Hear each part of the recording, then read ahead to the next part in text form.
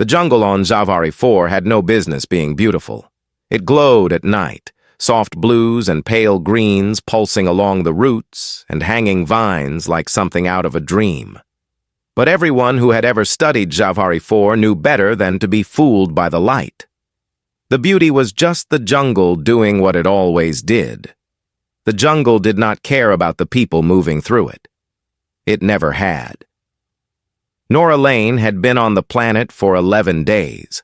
She was a xenobiologist, which meant it was her job to understand living things that most people never got close enough to study. She had a bag of sample containers, a field recorder, and a jacket that had been patched in 4 places. She did not carry a gun. The research team had 2 security personnel back at the base camp, and they carried the guns. Nora had never been much interested in guns. She was interested in things that lived and what made them live the way they did. But the shuttle had gone down 3 kilometers east of the landing zone.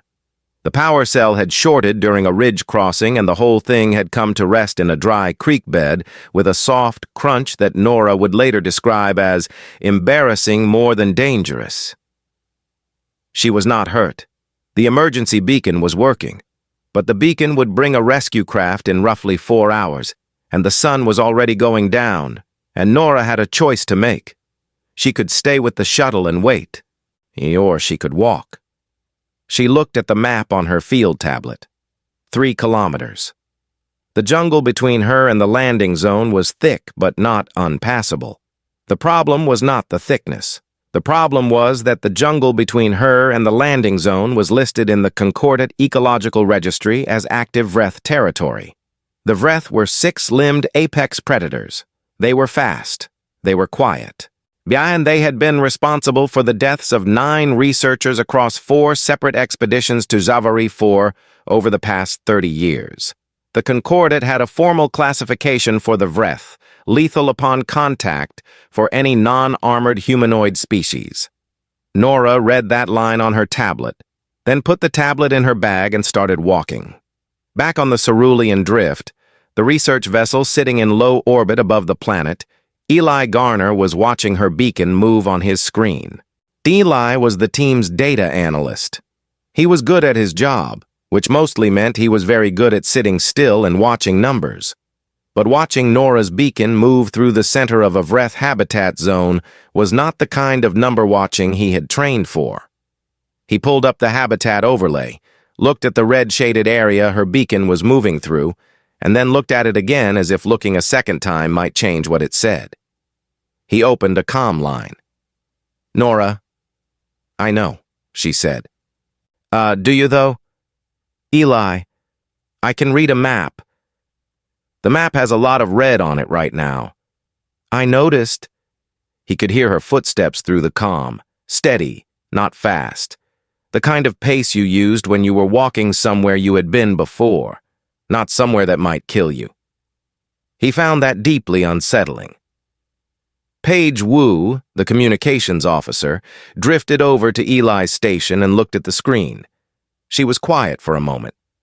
Then she said, "Is she walking through Vreth territory?" "Yes." "On purpose?"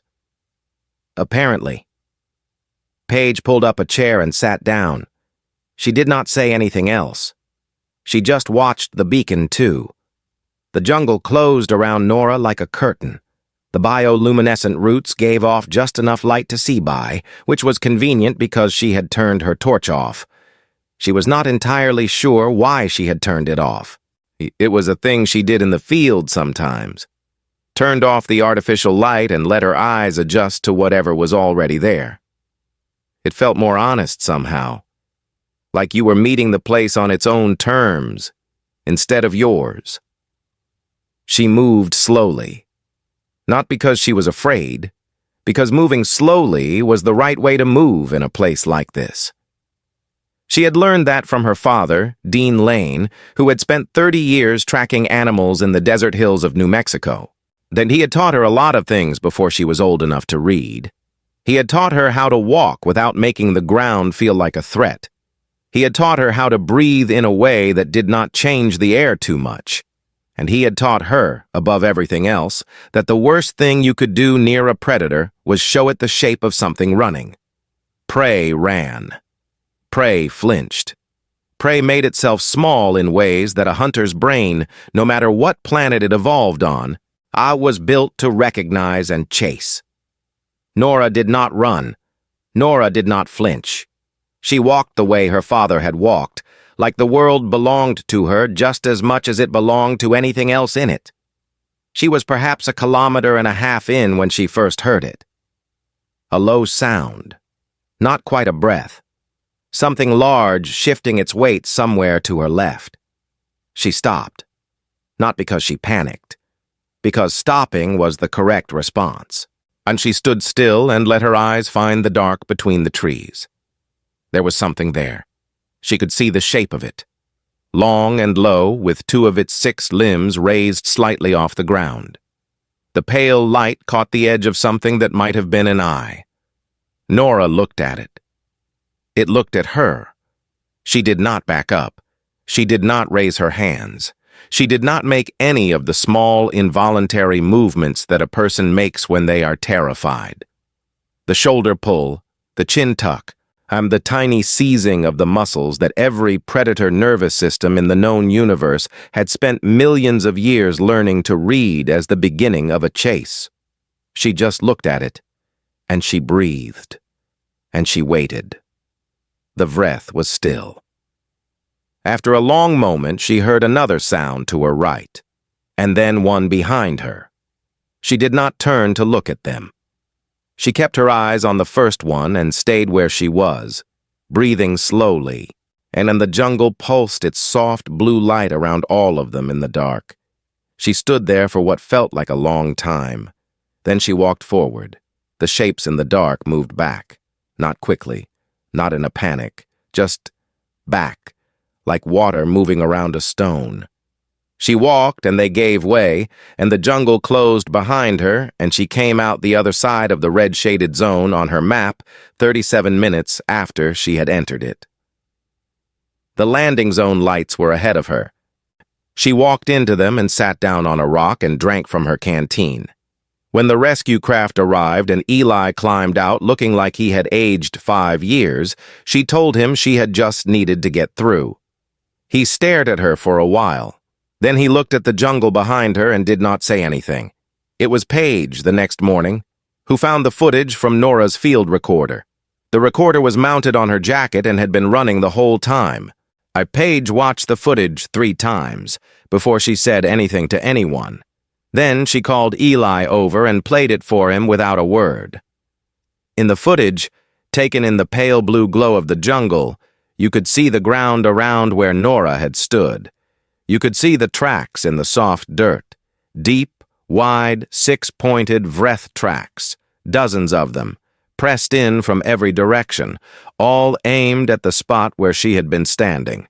And then, in every single set of tracks, a clear turn. Are you away from her? Back into the dark.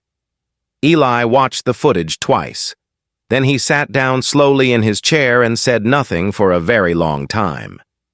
The report about Zavhari IV reached the Galactic Concordat 6 weeks after Nora walked out of the jungle. It arrived as a footnote inside a longer environmental survey filed by the Cerulean Drift team. Someone on the Concordat's review board flagged it. They flagged it not because they believed it, but because they did not understand it. And then the Concordat had a rule. Anything you could not explain got sent up the chain. The chain, in this case, ended at Assessor Vorath. Vorath was a Dravos, a tall species, gray-skinned with long fingers and eyes that were very pale and very still. He had spent 40 years working for the Concordat's Behavioral Classification Division, which meant his job was to look at strange things and find normal explanations for them. He was good at it. He had never, in 40 years, encountered something he could not eventually sort into a folder and label. He read the Zavhari IV footnote on a Tuesday morning, read it again, and then sent a message to the Cerulean Drift requesting an interview. He also requested a human liaison.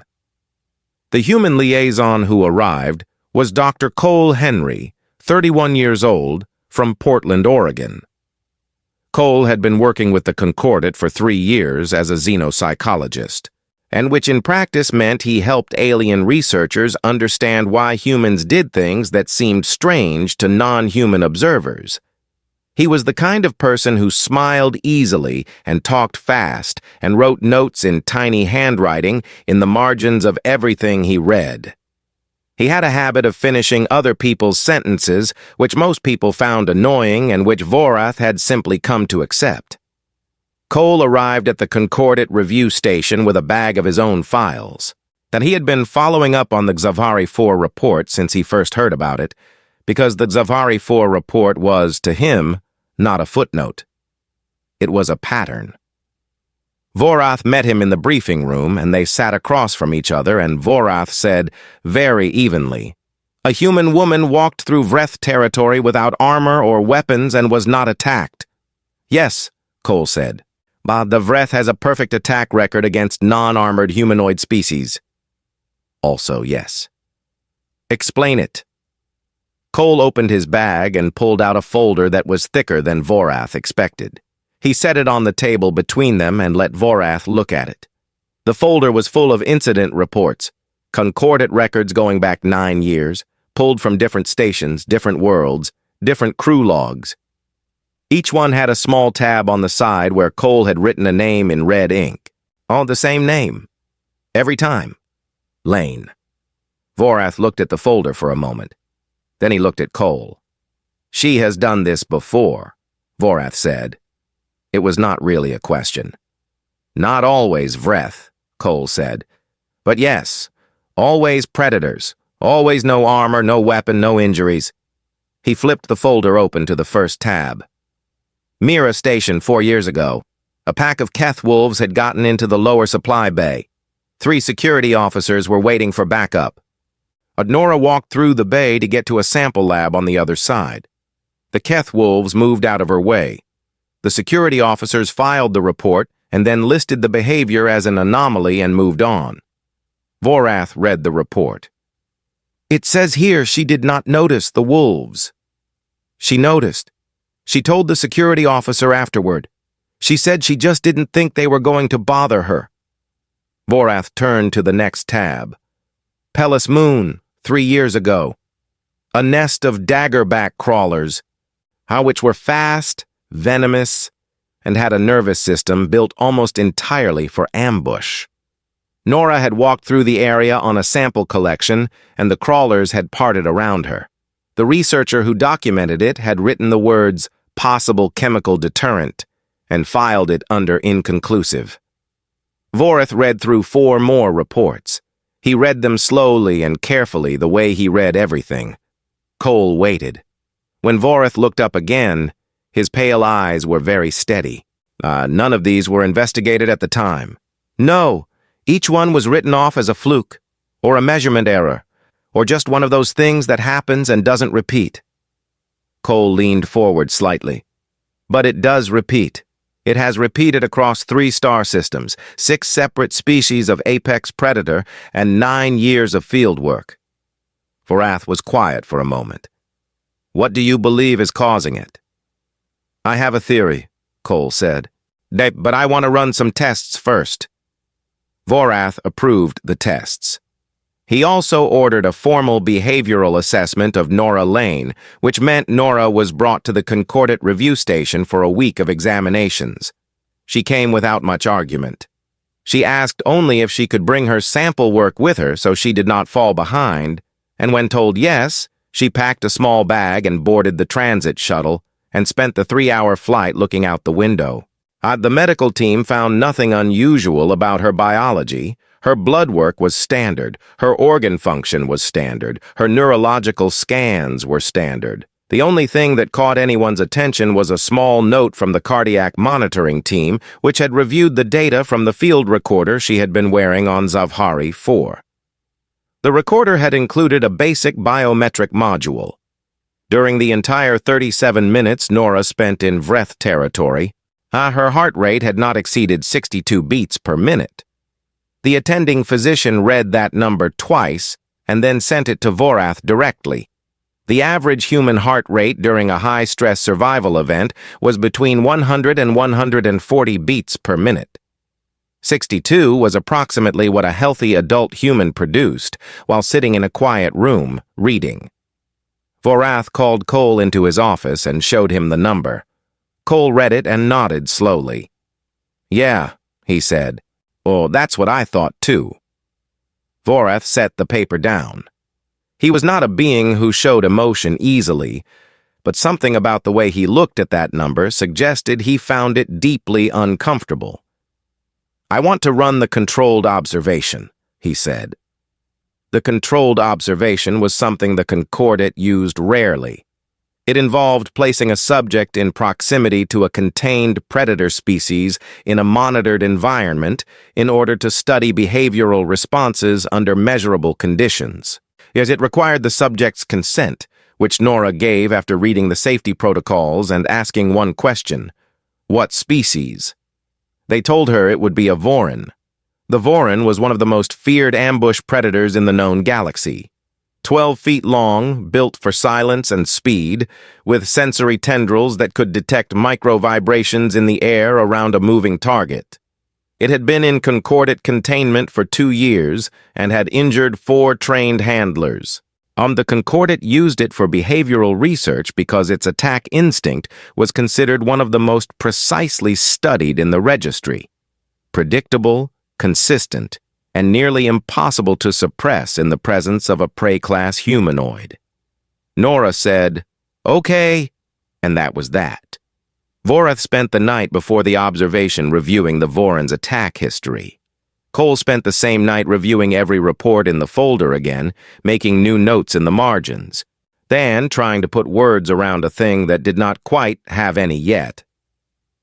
The observation was scheduled for 9 in the morning. Nora arrived 6 minutes early, wearing her patched field jacket, carrying her sample bag out of habit. She left the bag outside the observation room door. Then she went in. The room was large and gray and very quiet. The Voran was on the other side of a low barrier at the far end. It had already clocked her the moment the door opened. Its tendrils were moving. Vorath watched from behind the observation glass.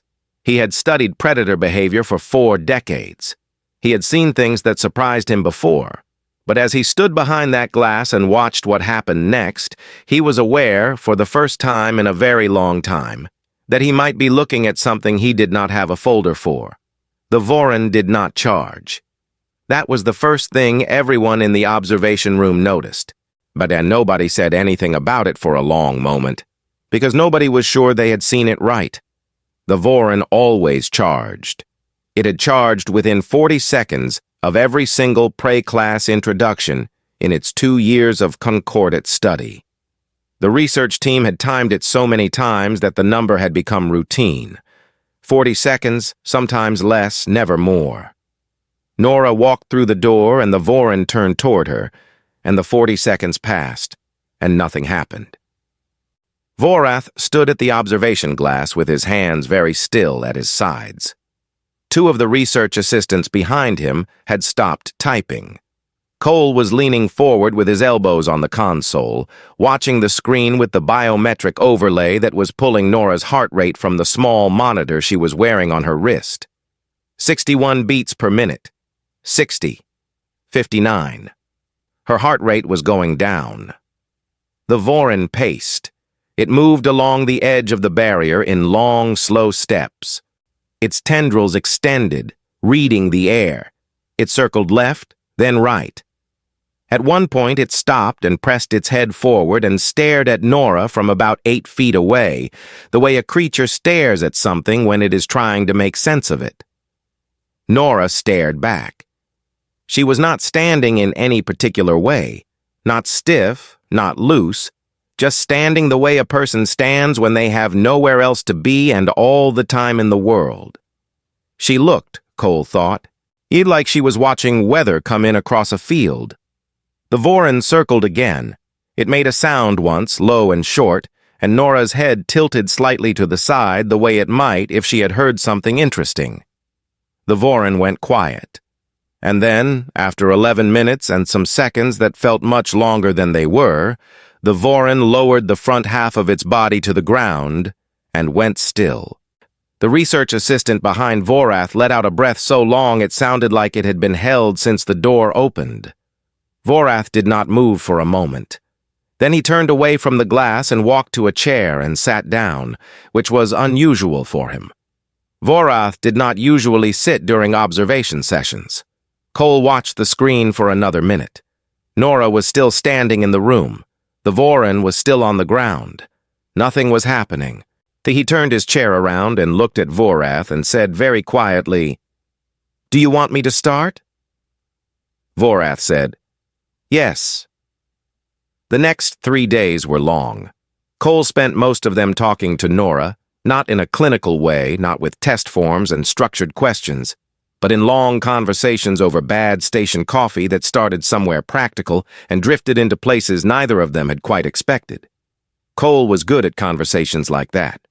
He had learned a long time ago that people told you the most useful things when they were not trying to answer a question. He started by asking her how she had felt in the observation room. Nora thought about it for a moment. "Fine," she said. "Not nervous?" "A little, but not about the Voran." "What were you nervous about?" She looked at her coffee cup. "I don't know. Being watched, maybe. It's different when there are people on the other side of the glass." Cole found that interesting. And she had been less bothered by the 12-foot predator than by the researchers watching her. He wrote that down. Over the following days, he pulled more out of her, bit by bit, not through any trick, just by listening well and asking the next question that the last answer suggested. And slowly, something started to take shape. Nora had grown up outside of Albuquerque, New Mexico, in a dry stretch of land where her father, Dean Lane, had worked as a wildlife tracker for as long as she could remember. Dean had taken her into the field with him from the time she was small, not to teach her about animals in the way a school might, with names and facts and diagrams, but in the way a person teaches someone to swim by getting in the water with them.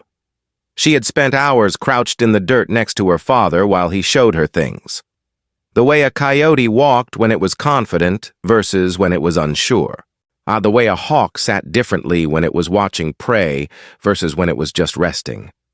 The 1,000 small ways that living things broadcast what they were feeling with their bodies, long before they made any sound. And the thing her father had said most often, in different words across different years, was this: every predator on Earth, and Cole had begun to think the principle reached far beyond Earth, evolved to hunt something that was afraid of it. The whole hunting brain, and the whole system of instincts built over millions of years, was calibrated around a specific target. And that target was not just a creature of a certain size or a certain smell. It was a creature behaving in a certain way, trembling, flinching, calculating an escape, making itself small in the particular way that prey makes itself small. If you did not do those things, the hunting brain did not know what to do with you. This was not exactly a new idea. And there was research in human behavioral science about the role of confidence and stillness in animal encounters.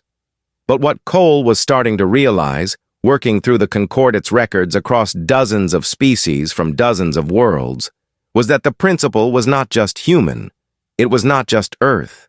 It was something so deep, so old, so baked into the architecture of how predators evolved across the galaxy, and that it appeared again and again in species that had never had any contact with each other.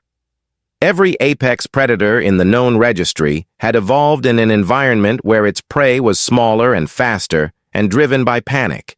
The attack instinct in these species was not a simple see thing, chase thing mechanism. It was built on top of a long list of behavioral signals, micro-signals, most of them, that all pointed to the same thing. This creature is calculating how to escape. And the tremor in the muscles before a run, the shift of weight to the back legs, The way the eyes moved when they were mapping exits, the tiny catch in the breath, the 1,000 unconscious things that a frightened animal did before it moved. And Nora produced none of them. Not because she was trying not to, not because she had trained them out of herself, but because somewhere in her early life, like in all those hours crouching in the dirt next to her father while large things moved through the scrubland around them, she had simply never learned to perform those signals in the first place. She had never learned the body language of prey. And so when a predator's nervous system scanned her, doing what that nervous system had been built over 1,000,000 years to do, reading the behavioral signals that told it whether to attack or not, it found nothing. No signal, no pattern. Just a living thing, breathing slowly, looking back at it.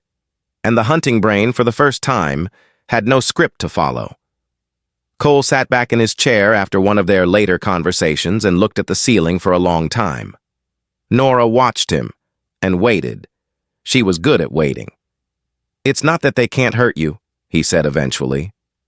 "No," she said. "They could. It's that nothing in them is telling them to." "That's what I think," she said. Cole looked at her. Did you know that? Did you know that was why?" Nora was quiet for a moment. She turned her coffee cup in a small circle on the table. "I never thought about it in those words," she said. "I just knew that if you were calm and you were real about it, not pretending but actually calm, most things would leave you alone. My dad said it. I believed him. I never had much reason not to." Cole thought about that for a while. Then he wrote in his notes, and at the bottom of a long page, "She does not smell like courage. She does not perform bravery. She simply never learned the grammar of fear that these things were built to read." And that silence, that total behavioral silence, is the most alien thing any of them have ever encountered. He read that sentence back. Then he underlined it. Then he stared at it for a long time, thinking about what it might mean if it was true, and what it might change if the right people came to understand it. Outside the station window, the stars were very still and very cold, and somewhere out past the edge of the Concordate's known maps, something large and frightened was doing what frightened things always did. It was making itself dangerous, because it did not know how to ask to be left alone. Cole did not know that yet, but he was close. The leak happened on a Wednesday. See, Cole found out about it the same way most people at the station found out about things. Someone forwarded him something that someone else had forwarded them, and by the time he read it, the document had already gone through 6 sets of hands. It was a summary of Vorath's findings, stripped of most of the careful language that Vorath had spent weeks choosing, and turned into something that looked a lot more like a weapons report than a behavioral study. The summary had a title at the top, and it said, "Human Behavioral Anomaly, Potential Tactical Application, Priority Review Requested." Cole read that title and then sat very still for a moment. Then he got up and went to find Vorath. Vorath had already seen it. He was standing at his window looking out at the station dock, and he did not turn around when Cole came in. That was unusual. Vorath almost always turned around. "Who filed the review request?" Cole asked. "Commander Seth Oval," Vorath said. Cole knew the name. Most people in the Concordate's Outer Operations Division knew it. Seth Oval was a Dravos military strategist, senior rank, with a long record of solving complicated problems in ways that were effective and not particularly gentle. He was not a bad person. He was a very practical one, and practical people with military authority tended to look at unusual things and think first about how those things could be used. Seth Oval arrived at the station 4 days later. He was tall even for a Dravos, with the kind of posture that came from a long career of being the person in the room that everyone else watched. He met with Vorath first, then requested a meeting with Nora. The meeting took place in one of the station's smaller conference rooms. Nora sat on one side of the table. Seth Oval sat on the other. Cole sat in the corner, which was where Sethoval's assistant had suggested he sit, and which Cole had agreed to because it gave him a good angle on both of them. Sethoval opened by telling Nora that the Concordat was facing a serious problem in a section of contested space near the Desavar system. 3 colony worlds had become ungovernable in the past year because of Greth activity. The Greth were a predator-class species, enormous, pack-hunting, highly aggressive. They had attacked Concordat supply ships, destroyed 2 relay stations, and made surface operations on the colony worlds effectively impossible. Concordat security forces had engaged them multiple times with standard tactical protocols and had not been able to stop them. Sethoval told Nora that her profile was very relevant to this problem, that someone with her particular behavioral qualities could, in theory, be embedded in the contested zones in a way that might disrupt Greth attack patterns and create openings for Concordat operations.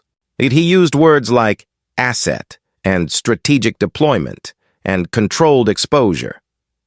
He was professional and clear, and he did not raise his voice. Nora listened to all of it. When he finished, she said, "No." Sethoval did not seem surprised. He explained the situation again, with more detail, and pointed out that 3 human colonies were at risk, and that Nora's involvement could prevent significant loss of life. Nora said, "I understand that. The answer is still no." Cole watched Sethoval's face. He was not a being who showed frustration easily, but there was something behind his pale eyes that was working at a problem. "May I ask why?"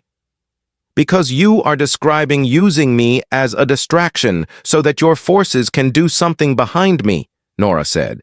"That is not something I am willing to be." Sethoval started to speak again. Nora was polite about it, but she did not change her answer. And after a third attempt, Sethoval thanked her for her time in the flat tone of someone who had not gotten what he came for, and left. Vorath, who had been watching through the room's monitor, came in after Sethoval was gone and told Nora she was free to return to her quarters. Nora nodded. Then she asked Vorath if she could have access to the Concordat's Greth behavioral files. Vorath looked at her for a moment. "Why?" "I want to read them," she said. He approved the request that evening. He was not sure why. He told Cole later that it had seemed like the right thing to do, which was an unusual reason for Vorath to do anything, and he seemed slightly bothered by it himself. Nora spent 2 weeks reading the Greth files. She did not talk much during those 2 weeks. She ate her meals, went on short walks around the station, and read. Eli, back on the Cerulean Drift, sent her a message asking when she was coming back, and she told him she was not sure yet. Paige sent a separate message that just said, "Are you okay?" Nora replied, "Yes," and meant it. The files were large. The Greth had been documented for 11 years since first contact during the early expansion into the Desavar system. The early reports described them as territorial and dangerous. The later reports described them as increasingly aggressive. There were attack logs, casualty reports, tactical assessments, threat level upgrades. The language in the files changed gradually over the years, in the way that language does when people have already decided what something is and start writing all the new evidence to fit that decision. What Nora noticed, reading through all of it, was that nobody seemed to have spent much time asking why. She found Dr. Lena Cross in the station's research directory. Lena was a human ethologist who had been working out of a Concordat-adjacent research post for a decade. She had filed 14 papers on Greth behavior, all of which had been formally acknowledged by the Concordat and then effectively ignored. Nora read 3 of the papers in one night and sent Lena a message before she went to sleep. Lena replied within an hour, which told Nora she did not sleep much either. They talked for a long time the next day over a video link. Lena was in her 50s, with short gray hair and the look of someone who had been saying an important thing for a long time to people who were not listening. She talked fast when she got onto the subject of the Greth. Lena had been studying the Greth's movement patterns for years and had found something that the tactical reports never mentioned. The Greth were not expanding. They were not pushing outward into concordate space in the way that an aggressive territorial species would. They were being pushed. And the territories they now occupied were all secondary zones, not ideal habitat, not what their migration patterns suggested they had historically used. Their original home systems, according to Lena's reconstruction of their range over the past 50 years, had been gradually absorbed by concordate expansion. The Greth had been slowly squeezed out of their own space, world by world, over decades. And when the pack-hunting species that did not have diplomatic language and did not understand treaties got backed into a corner, it did what backed into a corner things always did. It fought. "They are trying to stop it," Lena told Nora. "That's what I keep finding in the behavior data. The attack patterns are not random aggression. They are defense events. They are trying to hold lines. They have actually been pulling back in several areas, which you would not see in a purely aggressive species. That they are trying to communicate something and no one is understanding them." "What are they trying to communicate?" Nora asked. Lena looked at her through the screen. "I think they are trying to say they want to be left alone," she said. "I think they have been trying to say it for a long time. The problem is that every time they try to say it, the response is weapons. And weapons to the Greth mean only one thing." "War," Nora said. "Yes," Lena said. "It's a loop. And no one inside the loop can see the loop because everyone inside it is too busy responding to the last thing that happened." Nora was quiet for a moment. Outside the window of her small station room, the light from a distant star crossed the dark very slowly. "Someone needs to step outside the loop," she said. Lena looked at her carefully. "Yes," she said. "Someone does." Neither of them said what they were both thinking for a little while. Then Nora asked Lena to send her everything she had on the Desavar system Greth encampments with coordinates. Lena sent it within the hour. She did not ask why Nora wanted it, because she was fairly sure she already knew. Nora read through the coordinates that night. Then she went to find Cole and told him what she was thinking. Cole listened to the whole thing without interrupting, which was unusual for him. When she was done, he looked at the table for a moment. Then he said, "I am going to make sure your beacon is set to broadcast on every channel we have." "Okay," Nora said. "I mean every channel, including the ones Seth Oval monitors." "That's fine." Cole looked at her. "Nora?" "Yes." Are you sure about this?" She thought about it the way she thought about most things, quietly, without rushing. "I've been sure about it since I read Lena's files," she said. I just needed a few days to make sure I wasn't being reckless about it." "And you're not." "I don't think so," she said. "I think someone needs to go stand in a room with them and not run, and I think I might be the only person who can do that without it being a performance." Cole did not argue with that. He was not sure he could. The next morning, Nora packed a field bag, field clothes, a canteen, her recorder, her tablet with Lena's files on it. She left her sample containers behind because she would not need them. She boarded a small two-seat shuttle at the station's lower dock and filed a flight plan for the Desavar system. The dock officer looked at the destination, looked at her, and then looked at the destination again. Nora thanked him and closed the shuttle door. Nobody stopped her, partly because nobody had the authority to stop a civilian researcher from filing a legal flight plan, and partly, Cole thought, watching her beacon leave the dock on his screen, because there was something about the way she moved through the world that made it very hard to believe she was making a mistake. Her beacon moved steadily toward Desavar data, and Cole sat and watched it, and did not leave his chair. Desavar, I was a cold world. Gray rock and low brown grass and a sky the color of old iron. The shuttle came down in a flat stretch of open ground about 2 kilometers from the coordinates Lena had marked.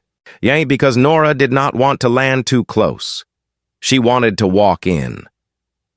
She was not exactly sure why she wanted to walk in, but she had learned over the years to trust the small instincts that shaped how she moved through unfamiliar places. She set the shuttle to beacon mode, locked the door, and started walking. The wind was low and steady. It pushed the brown grass in long, slow waves. Her boots were loud on the stone patches but quiet on the earth. And she was careful about which surfaces she chose without really thinking about it. An old habit. She kept her hands at her sides, and her pace even, and her breathing the way her father had taught her. In through the nose, slow, out through the mouth, slower. Not a technique.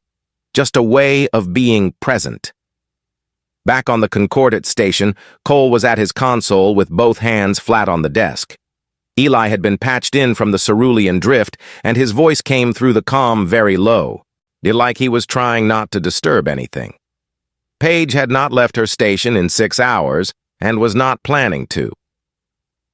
On a separate monitor, because Sethoval's staff had been watching Nora's beacon since she filed the flight plan, Commander Sethoval stood in his operations room with his hands behind his back and watched the same feed in silence.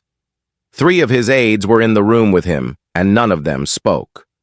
Nora walked for about 20 minutes before she saw the first one, and it was uphill from her, standing at the top of a long, rocky slope, and it was enormous. She had read the Greth physical files.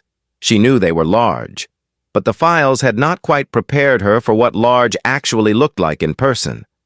The Greth was perhaps 3 times her height and built wide, with a heavy neck and forelimbs that were thick enough to stop a transit vehicle. Its skin was dark and rough like stone that had been cracked by years of frost. But its eyes were deep-set and very dark. It was looking at her. Nora kept walking at the same pace. She did not speed up and she did not slow down. She looked at it the way she would look at a mountain, with attention and respect, and no particular alarm. She heard the others before she saw them. The subsonic vibration that Lena had documented in her files, the threat display, rolled across the ground like a wave, deep enough to feel in the chest more than the ears. She had read about it. And feeling it was different from reading about it. It was the kind of sound that something old and animal in the human brain recognized immediately. The part that had not changed much since people lived in caves, and the dark outside was full of things that wanted to eat them. That part of her brain said, run. She did not run. She walked up the slope and stopped when she was close enough that the Greth above her would be able to see her face clearly. There were more of them now. She could see them moving in from the sides, big shapes coming up through the brown grass and across the rocks. She did not count them. Counting them would have made her start doing math she did not want to do. She stopped, and she stood, and she let them look at her. The threat display grew louder, closer. She could feel it in her feet now, coming up through the ground. That the Greth from the slope came down toward her, and it stopped about 4 feet away, and it was so large that she had to tilt her head back to look at its face. It had tendrils along its jaw, like the Voron, and they were extended and moving, reading the air around her. She looked at its face. She breathed slowly. She kept her shoulders down and her hands open at her sides. The Greth stared at her. She had a thought, standing there, about her father. About a specific afternoon when she was 8 years old, and a mountain lion had come down into their yard and stood near the fence post and looked at the house. Her father had walked out onto the porch and just stood there. No loud noises, no gestures, no performance. He had just stood there and looked at it, and after a while the mountain lion had looked back at him and then turned and walked away. When Nora had asked him what he did, he had said he had not done anything. Not he had just been there without making it a problem.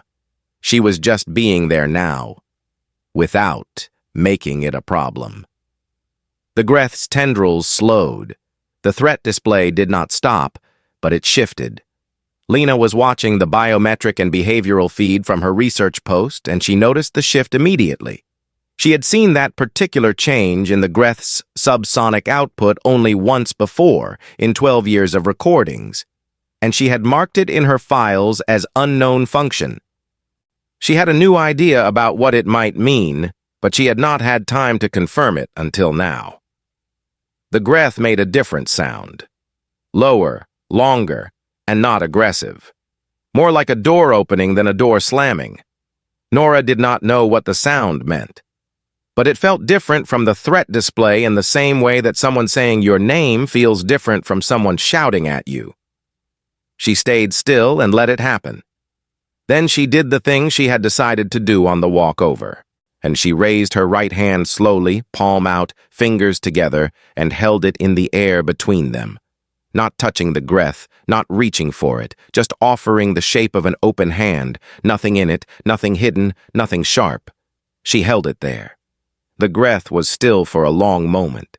The others around her were still too. The threat display had gone quiet. The brown grass moved in the wind, and the iron sky sat heavy above all of them, and nothing happened for a few seconds that felt very long. Then the Greth exhaled, a long breath, deep and slow, that she could feel on her face, and it lowered its head, just slightly, and it turned and walked away. The others stayed for a moment, then one by one they moved back too, not quickly, not in fear, with a kind of slow, then deliberate withdrawal that Lena would later describe in the paper she had been waiting 12 years to write as a formal signal of cessation. The Greth's way of saying, "We are done here. We do not want this anymore." Nora stood on the rocky slope and watched them go. Then she sat down on a flat stone and took out her canteen and had a long drink of water and looked at the sky. Cole's voice came through the earpiece very quietly.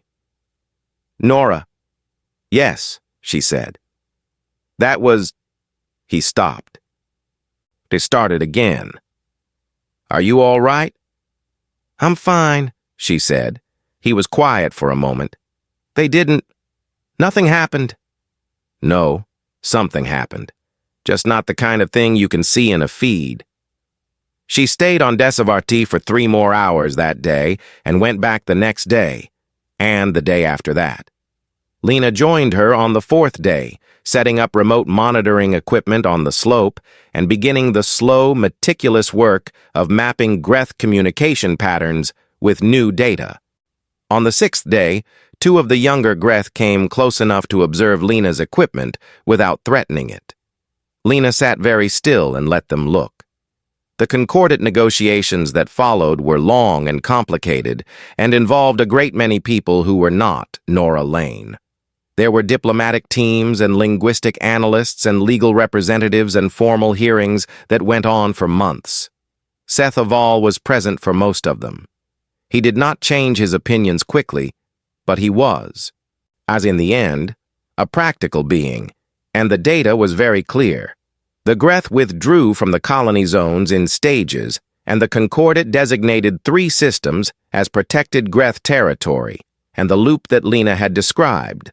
The loop where every message got translated into a weapon, and every weapon started the same message again, finally stopped turning.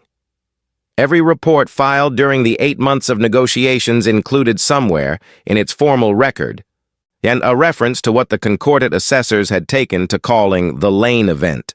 The 63 minutes a human woman in a patched field jacket stood on a cold, rocky slope with no armor and no weapon and no backup, and changed the direction of a war by doing nothing at all, in the very precise way that only she knew how. Nora did not attend any of the diplomatic sessions. She went back to the Cerulean Drift and went back to work.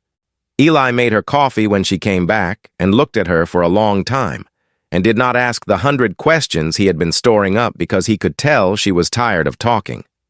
A few weeks later, she was on a different world, in different tall grass, crouching down to collect a soil sample when she heard something large moving in the tree line ahead of her. She stayed very still and watched the trees. Eli's voice came through her earpiece.